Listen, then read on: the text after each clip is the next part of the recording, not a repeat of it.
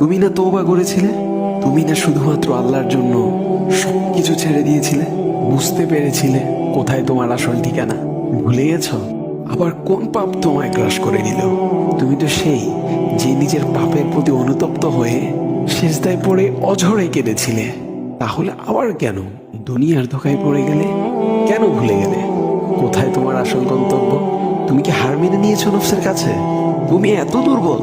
ভুলে গেছো তুমি কার বান্দা? কে তোমার রব? তোমার রব তো সর্বশক্তিমান।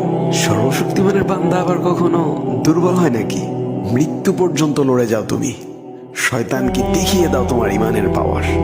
শয়তানের ধোকায় পড়ে অনেক পাপ করে ফেলেছো, তাই নিরাশ হয়ে গেছো তুমি, তাই না? তুমি কি জানো না তোমার রব কতটা মহান? তিনি তো তোমাকে ক্ষমা করার জন্য অপেক্ষা করছেন। তাই ফিরে আসো সেই রবের দুয়ারে, যার দুয়ার কখনো বন্ধ হয় না।